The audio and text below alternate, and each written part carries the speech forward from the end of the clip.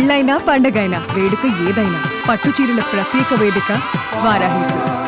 ఈ 40-50 టాబ్లెట్స్ వేసుకున్న తర్వాత కోమాలోకి వెళ్ళారా లేకపోతే లేదు అంతలా నార్మల్ గానే ఉన్నారు? అన్ని కొంచెం- టాబ్లెట్స్ మింగి కూడా ఇమీడియట్ ప్రేమ ఎంత గొప్పదో అన్న దానికి నిదర్శనం శాంతి.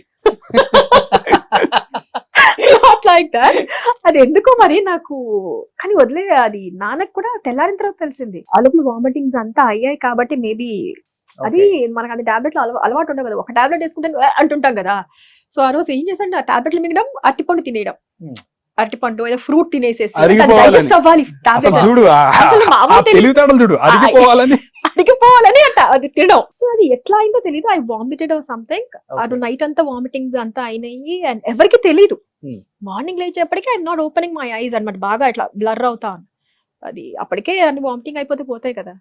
సో సమ్హౌ క్లియర్ అదే ఆటోమేటిక్ క్లియర్ అయింది. అప్పుడు ఇమీడియట్ హాస్పిటల్ దేవుడు తీసుకెళ్లిపోయారు. అక్కడ కూడా మొత్తం అంతా చేంజ్ ఇమీడియట్ గా లేదు హాస్పిటల్ లేదు ఇంకా టార్చర్ పెట్టాల్సింది ఉంది. చాలా ఉంది ఇతని టార్చర్ పెట్టి. బ్యాక్ అయిపోయింది పొద్దునకి నాకు. మా బామ్మర్చి ఫోన్ చేసి అక్క టాబ్లెట్లు మిగిలినాడు. వారిని ఏం మాట్లాడుతున్నావు నువ్వు? సుధాకర్ వస్తున్నా ఎక్కడ ఎక్కడ సేమ్ డే ఇంటికి వచ్చేసాను. అంత సీరియస్ అయితే అవ్వలేదులేండి. అదే అదే చెప్పా కదా, ఏం దొరికితే అది వేసేసుకున్నాను. అందులో బలం టాబ్లెట్లు ఉన్నాయో కూడా ఏమో ఎక్కువ చేసుకుందా అన్న డౌట్ ఈ రోజు కూడా. ఇంకా హెల్తీగా అప్పటి నుంచి ఇంకా అప్పటి నుంచి ఏమో తెలీదు. బట్ వాళ్ళు ఒప్పించడానికి చేశారు. వీళ్ళిద్దరిని ముందు కలపాలి. ఏమైతే అదైంది ముందు వీళ్ళిద్దరిని కలపాలి. హాస్పిటల్ నుంచి రాగానే ఇమీడియట్ గా పెళ్లి సీన్. ఇంకా మా మామగారు అప్పటికి 10%. 10% ఇంకా 90% ఎన్ని టాబ్లెట్లు మింగలరా అయ్యా? లేదు వెళ్ళిపోయి పెళ్లి చేసుకున్నాం.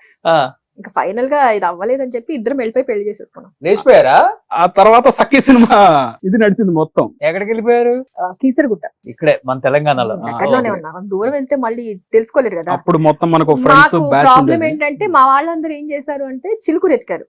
మేము ఇద్దరం మాట్లాడితే చిలుకూరు వెళ్ళేవాళ్ళం. మేము ఇద్దరమే ఫేమస్ చేస్తాం. చిలుకూరు అప్పుడు అసలు జనాలు అసలు ఉండేవాళ్ళు. ఎవ్వరు ఉండేవాళ్ళు కాదు అప్పుడు. Every single day we use to go Chilkur వెళ్ళడం, గుళ్ళో దర్శనం చేసుకోవడం. ఆ పక్కన మనకి చెరువు ఉంటది కదా వెనకాల.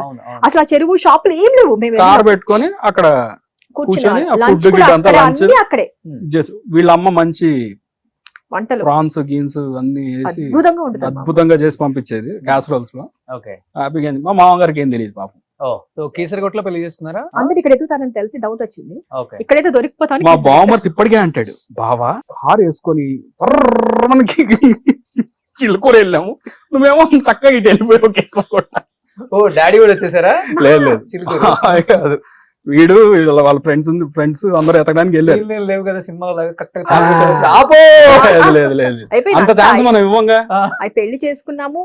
వచ్చేసి మా అత్తగారు ఇంటికి వచ్చేసాను. వచ్చిన తర్వాత ఇంకా వాళ్ళు మాట్లాడుకొని ఇట్లా కాదులేండి వాళ్ళిద్దరు సెట్ ఫిక్స్ అయిపోయారు అని. తర్వాత అప్పుడు అందరు కలిసారు. పెళ్ళి డైరెక్ట్ మీ ఇంటికి వచ్చేసారా వాళ్ళ ఇంటికి వెళ్ళారా?